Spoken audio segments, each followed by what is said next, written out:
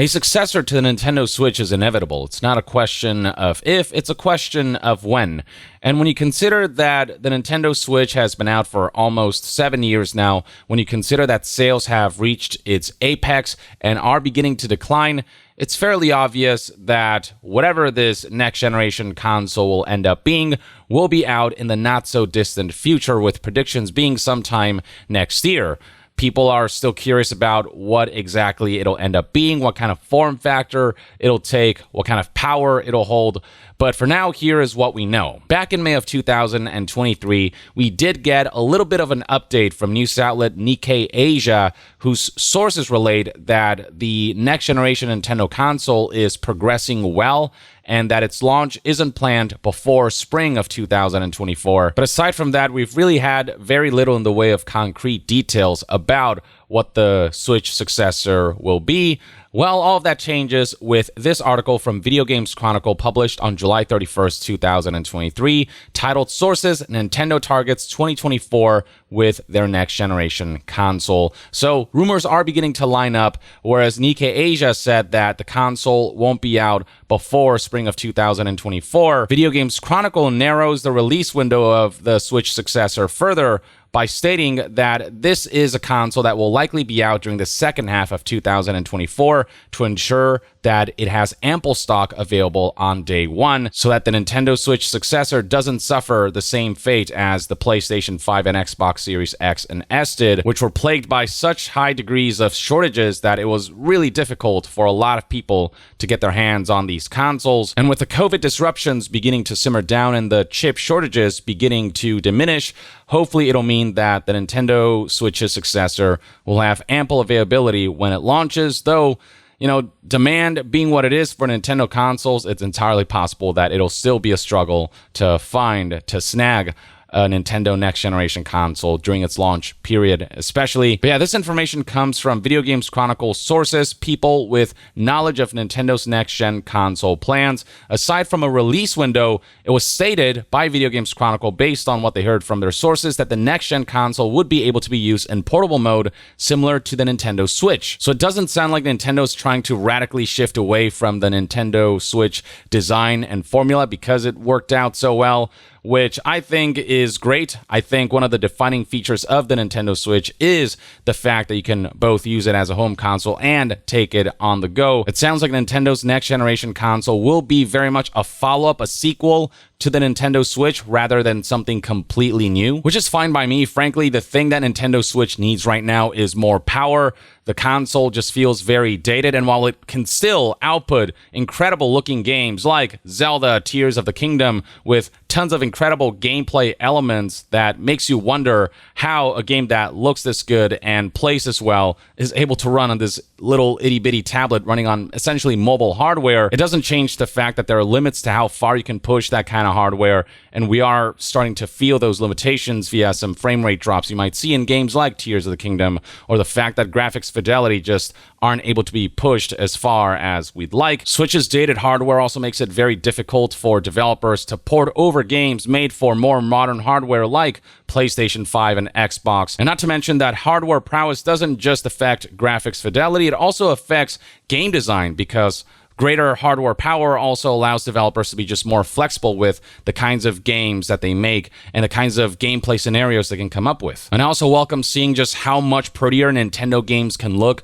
on more modern hardware. I mean, if Nintendo games can look as pretty as they do on the Nintendo Switch, imagine how good they can end up looking in the next generation console. Now, I'm curious if the next gen console will just be a more powerful Switch, or if there will be unique features that make it stand out even more. And I'm also wondering if Nintendo can capture lightning in a bottle twice. What made the Nintendo Switch so successful is that this concept of a hybrid console that's both a home console and a portable console, that was a novel new idea at the time. Now that people are familiar with that concept, I'm curious just how appealing the successor will be if it's just ultimately a Nintendo Switch that's more powerful. Obviously, Nintendo fans and hardcore gamers are down for that, but I'm curious if people who have already bought the Switch are willing to make that upgrade to the next-gen version of the Switch, or if the novelty of this concept of a hybrid console has worn off and the Switch successor won't end up selling as well. I personally think that if they output awesome games and if they price the Nintendo Switch successor just right, it has all of the potential to sell really well, especially if they go beyond just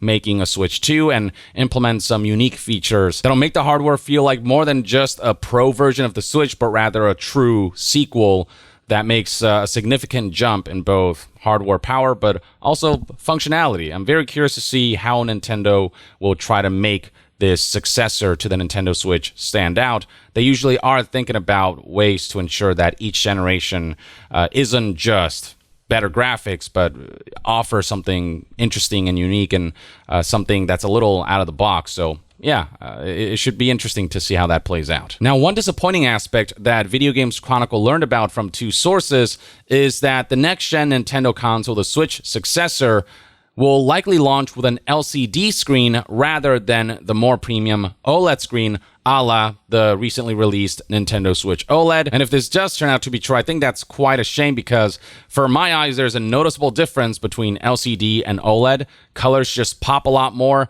on OLED because of the higher contrast ratio. Not to mention that because of the way OLED works, where individual pixels light up, it does help save on power, especially in darker areas or scenes where a lot of pixels are turned off. LCD screens just tend to look duller, less colorful, less bright, and there is the potential of experiencing backlight bleed in the corners and the edges. At the very least, I hope this LCD screen is 1080p and allows for 1080p portable play, though I guess then the question is just how much battery life would a device like this have?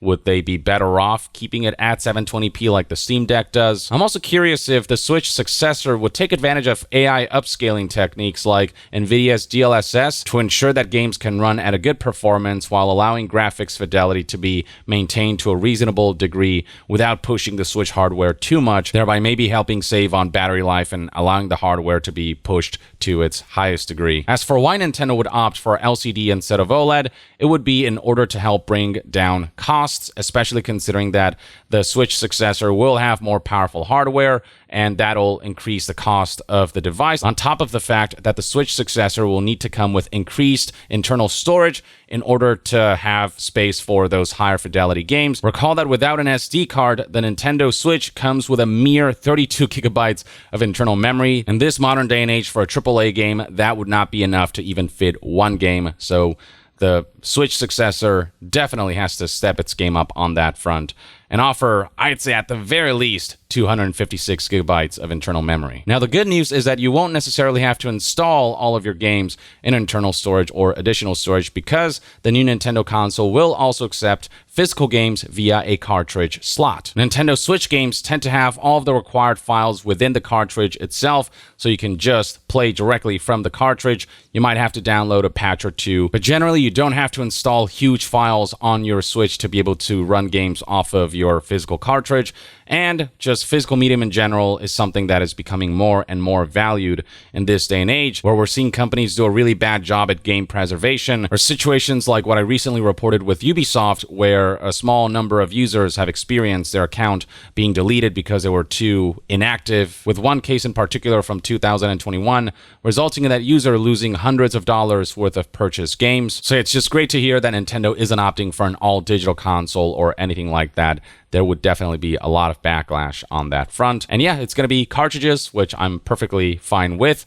Curious how much storage size the cartridges will have. They would likely have to be bigger than the Switch's cartridges and their storage sizes, given how much bigger games are going to be with the extra hardware prowess that will make the games just naturally much bigger in size. The cartridge slot also means that if you've bought physical games on your Nintendo Switch, you'll likely be able to take those cartridges and use them on the Switch successor. While there's no confirmation yet whether the Switch successor will have backwards compatibility support, I'd be shocked if it didn't, especially given that Nintendo did say recently that it does want to convert as many of Switch's 100 million plus user base as possible to its next system. This was something that Nintendo said back in February of 2022 in one of their financial results, David Gibson here, who is a Japan-based analyst and investment advisor, tweeted about the contents of the financial results.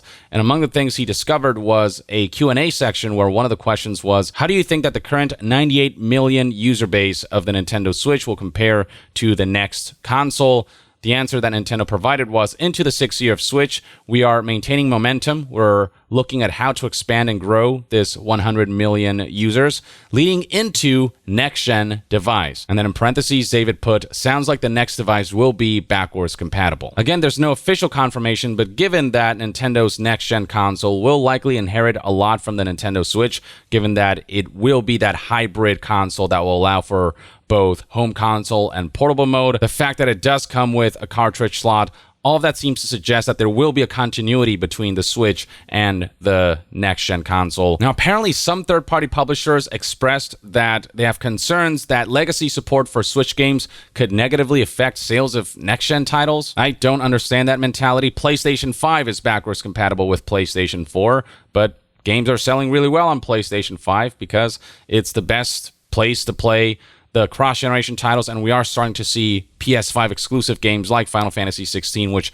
have sold pretty well for an exclusive. If you're making new games and those games are compelling and are taking full advantage of the new hardware and its new features and functionalities, then there's nothing to fear. People will buy those new games because, they're desirable. So as far as concrete details go, at least based on Video Games Chronicle sources, that's all we know. This next segment details an analysis from Tokyo-based industry consultant Dr. Serkan Toto, who told VGC that a 2024 launch for Nintendo Switch's successor would make a lot of sense, and I actually would agree with that. Again, given the fact that Switch sales are slowing down, and given how many years the Nintendo Switch has been out, almost 7 years. Here's an exact quote from Dr. Toto. I would generally say that looking at Nintendo's financials, it seems clear that it's time for a new piece of hardware in 2024.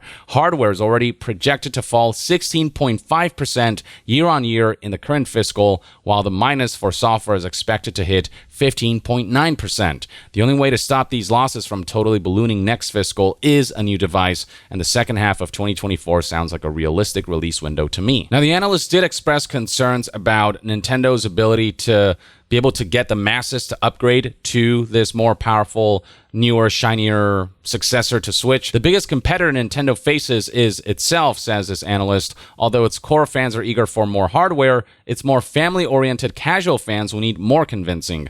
What will the next Mario Kart offer that they're currently not getting from the current one, for example? Well, it's frickin' Mario Kart. If you make a new Mario Kart game and attach a new number to it, people will buy it, and Nintendo tends to be pretty good at adding some kind of new twist. Like, it'll still look and feel like Mario Kart, but, obviously graphics are going to look better, and on top of that, I imagine that they're going to add some kind of new gimmick that will add some kind of twist to the Mario Kart formula and gameplay that will make it stand out. I have no concerns about Mario Kart selling. It's one of those staple franchises that people will show up for, except that Mario Kart isn't some annualized game release a la, say, FIFA or EA Sports titles and whatnot, which are all basically the same year to year, and those keep selling really well. Mario Kart, every time there's a new entry, it actually feels like they put a lot of work and effort to ensure that it feels like a proper sequel. So when it comes to Mario Kart and those iconic Nintendo releases, I have no concerns about their sequels and their ability to distinguish themselves from past titles and push units, as long as those games turn out to be good. Finally, Nintendo has struggled to upgrade players in previous generations, so how it approaches things like digital libraries, the Nintendo account, and even backwards compatibility may prove crucial in the next system getting off to a strong start. I would agree with that. I think that continuity from Switch to the successor is really important, and if Nintendo can offer upgrades and patches to Switch games that allow them to run better on the new next-gen hardware, if they can make it so that games like Zelda Breath of the Wild and Tears of the Kingdom can run at 60 frames per second on the Switch successor versus 30 FPS on the Switch, I mean, that alone will be a big motivator for people to upgrade so that their existing library of games can just be a better experience on the new hardware. And then, of course, the launch library of the Switch Successor has to be top-notch for it to get off to a strong start. There has to be that like must-buy game on launch day if Nintendo wants to see sales have a great momentum from the outset, which is what this analyst said in this quote. If Nintendo opts for a Q4 release next year, I'd expect the company to have multiple games ready to go for launch. That would be the ideal scenario. I think the Nintendo Switch launching with Zelda Breath of the Wild was a huge boost to its sales when the console launched. If the Switch Successor can launch with a game of a similar pedigree that is just irresistible, that's first party, that you can only play on this Nintendo console, and it's really good and takes full advantage of the hardware and highlights just what makes the console so special, then I think Nintendo will have very little trouble convincing gamers worldwide that this is the console to get, that this is the next hot thing in gaming. So yeah, I'm very curious to see what this next generation Nintendo console has in store for us. I'm curious when they'll actually announce it. But in the meantime, let me know in the comments below what your thoughts and opinions are on the details that Video Games Chronicle relayed in regards to what they've heard about this Switch Successor, Nintendo's next generation hardware. What do you think Nintendo needs to do with this next generation console to make it successful? Share your thoughts in the comments below, and to be further updated on all things gaming news, reviews, and discussions, stay tuned right here on Young Yeah. I'll see you guys next time.